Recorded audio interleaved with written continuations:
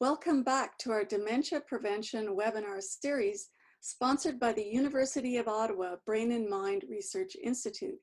And today's webinar is on the role of physical activity in maintaining brain health. And Dr. Hakim will tell us how our muscles can actually talk to the brain. He will also tell us how imposing physical demands on our bodies can actually improve our brain health.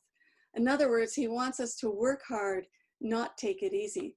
So I hope you enjoy the webinar today. Thank you for joining us. So we're going to talk today about the role of moving, of physical activity on our cognitive and memory functions, because there is a relationship. And a lot of this we've learned just recently. Your muscles talk to your brain. Physical activity will improve your memory function. When you move your muscle, they send positive messages to your brain through the hormones and other molecules that they release.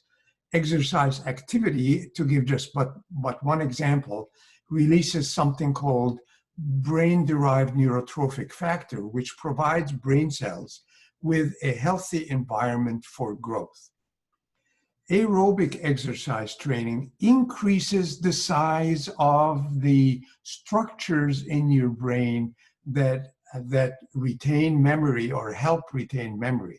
Isn't that amazing that if you move your muscles, your brain actually gets bigger, expands, and that leads to improvement in memory function. Physical activity in older adults is particularly important because it provides a reserve so that other factors that may diminish your memory will then be neutralized because you've been moving. Physical activity allows the brain to function better even when there are signs of brain aging. And exercise has been known to reduce the accumulation of those toxic molecules that we see in Alzheimer's disease. Exercise activity improves blood flow to the brain, which brings all of these good consequences to your memory function. So if active lifestyle is key, then you've heard the saying, take it easy. And what I'm saying here, active lifestyle is key. Don't take it easy. Make life hard. Here are some suggestions.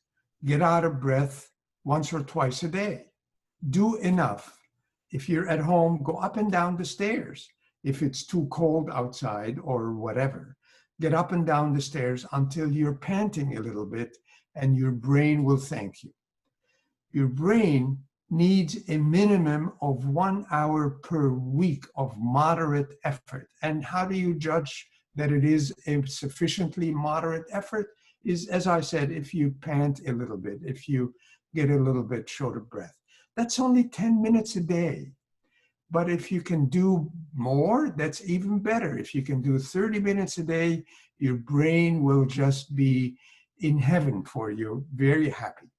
So there is a relationship between intensity and duration. If you're out of shape, don't immediately jump into doing a lot of exercise activity.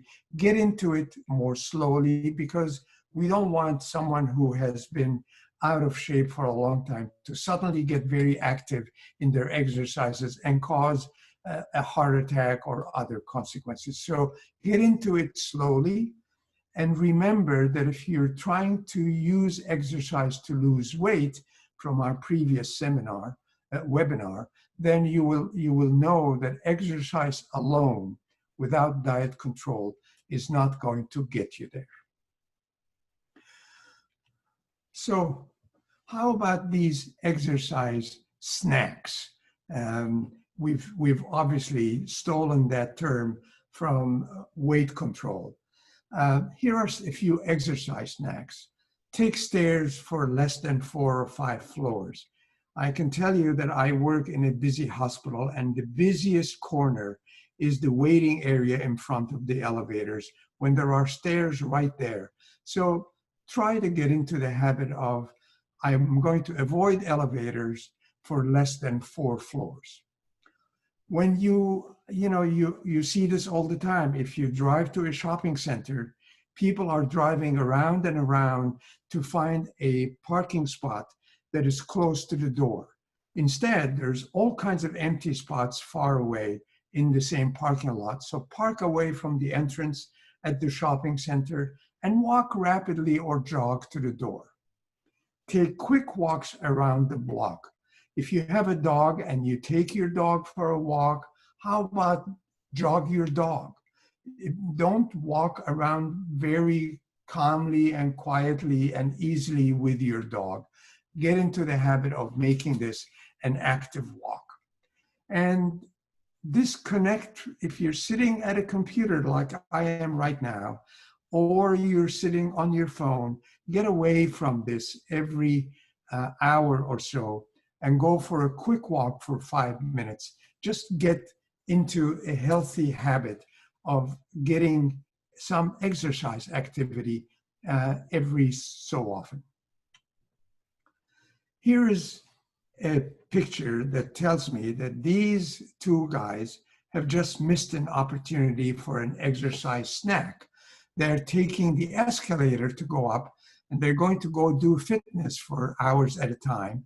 Instead, they could have just consumed a few more calories by going up the stairs. So you need to remember to remain physically active, and it doesn't take that much of your time. All it does is consume 10 minutes an hour. 30 minutes, 10 minutes an hour would be just great. Your muscles talk to your brain. That is a very important take-home message. Move your muscles if you want your brain to be healthy. When you move your muscles, your brain strengthens its connections and memory function improves. A physically active body harbors a healthy brain that is having no trouble remembering. Thank you very much. In our next webinar, we're going to talk about the value of sleep function and the impact of sleep on memory function. Thank you. If you'd like to learn more about resources available to you, please visit our partners at the Dementia Society of Ottawa in Renfrew County. So I'd like to thank Dr. Hakim for a very interesting and informative webinar, and I hope everyone really enjoyed it. And at this point, I would like to thank our supporters and also acknowledge our partners. So the University of Ottawa Brain and Mind Research Institute is affiliated with and supported by the University of Ottawa and the associated faculties. We also have over 250 researchers, many of whom come from our partner institutions, including BHAW, the Briere Hospital, the Montfort Hospital, the Ottawa Hospital, and the Royal Institute of Mental Health Research. Finally, I would like to thank the Brain and Mind admin team for all the work and all their production efforts, including Natasha Hollywood, Victoria Rache, Candice Fortier, and Sarah Schock. So thank you so much. And finally, if you have questions for us, or if you have comments, or you'd like to follow us, please go to our website at uOttawa.ca/brain, or follow us on Facebook or on Twitter. And many of you are with us today because you have lived experience with dementia. Like many of us, you have family members, friends, or relatives that are living with the devastating effects of dementia. And presently, there is no cure. So if you would like to make a difference and make a direct impact on the innovative research that we're doing at the University of Ottawa Brain and Mind Research Institute, please support our memory and cognition research today by going to the link alumni.uottawa.ca/brainhealth. So thank you for being with us, and we hope you join us again soon for upcoming webinars.